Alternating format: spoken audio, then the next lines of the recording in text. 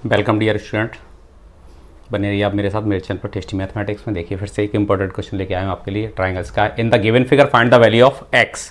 यहाँ से हमें एक फिगर बनी हुई है ये, और इसमें कुछ वैल्यूज दे रखी हैं ओ से लेके ए तक की, और ये O to D दे रखा है 4, इधर ये 3 दे रखी है, और ये x दे रखी है। ये फाइंड हमें करना है।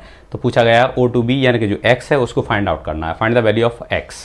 ठीक है, तो सपोज कि यहाँ से ये आप ध्यान रखें कि ए बी एक कॉर्ड है और क्या है एक सी डी कॉर्ड है। ये एक दूसरे को कहाँ पे इंटरसेक्ट कर रही हैं? ओ पे, इनसाइड द सर्कल, सर्कल के अंदर इंटरसेक्ट कर रही हैं। दो कॉर्ड जब भी एक दूसरे को इस तरह से इंटरसेक्ट कर रही हैं कहाँ पे, तो ये इनके रेशियो दे रखे हैं। किस रेशियो में इनको? इसको 3 और 4 के हिसाब से इसको, और ये 5 है इधर का, हमें पता करना है कि कितना होगा ये।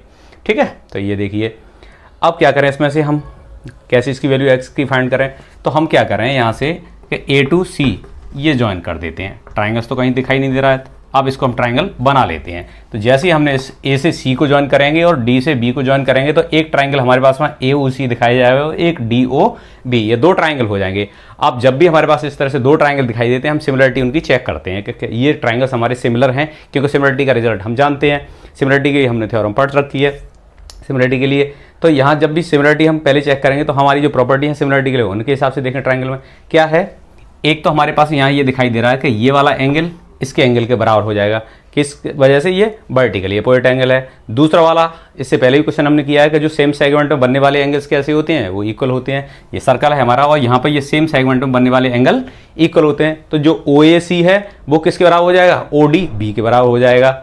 ठीक है, और ये यहाँ से ए ओ सी ये किसके बराबर हो जाएगा? डी ओ बी के। ये वर्टिकल, ये अपोजिट एंगल हो गए, ये आपस में बराबर हो जाएंगे, ये आपस में। तो इन दोनों ट्राइंगल्स के 2 एंगल जब बराबर हो जाएंगे तो एंगल एंगल सिमिलरिटी से ये ट्राइंगल्स कैसे हो जाएंगे? सिमिलर। और बस सिमिलरिटी जैसे पता चलेगा, हम जानते हैं तो 2 सिमिलर ट्राइंगल्स में क्या होता है, उनकी जो करस्पॉन्डिंग साइड्स हैं उनका रेशियो क्या होता है? साइड्स का रेशियो इक्वल होता है।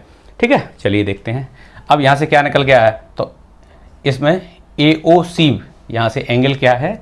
एंगल एक तो ए ओ सी, इसके ऑप्शंस अगर देखेंगे इसमें से 2.5, बी 2.4 ले लेते हैं, सी 1.5, डी 1.2। ठीक है, ऑप्शन नहीं लिखे हुए थे मैंने लिख दिए, क्योंकि इसका वैल्यू तो मतलब सॉल्व किया हुआ है तो पता है किस तरह से कितना आएगा।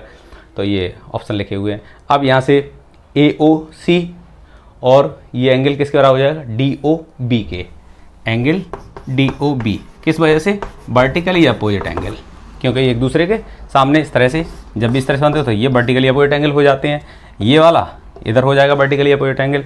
तो 1 2 3 4, 1 = 3 और 2 = 4, वर्टिकली अपोजिट एंगल इक्वल होते हैं। दूसरा वाला सेम सेगमेंट में बनने वाले, यहाँ से ओ ए सी, एंगल ओ ए सी किसके बराबर हो जाएगा? ओ ए सी ये हो जाएगा ओ डी बी के बराबर। एंगल ओ डी बी, क्योंकि सेम सेगमेंट में बन रहे हैं।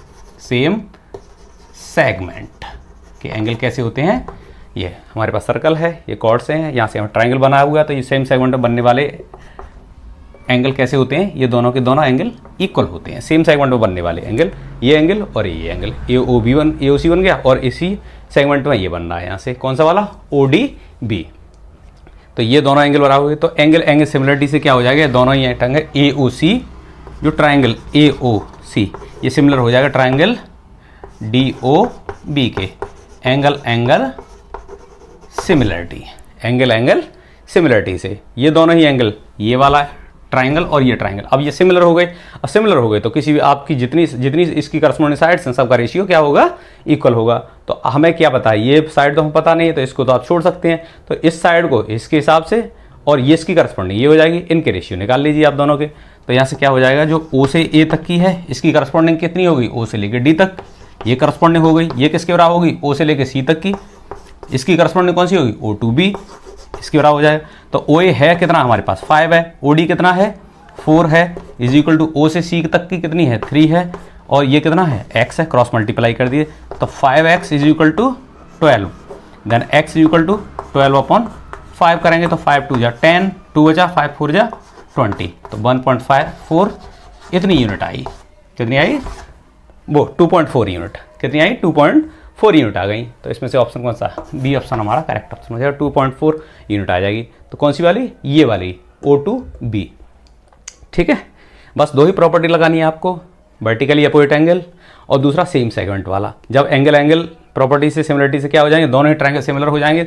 बस डायरेक्ट आपको क्या याद रखना है कि सीधे इनकी करस्पॉन्डिंग साइड्स का आप रेशियो निकाल लीजिए।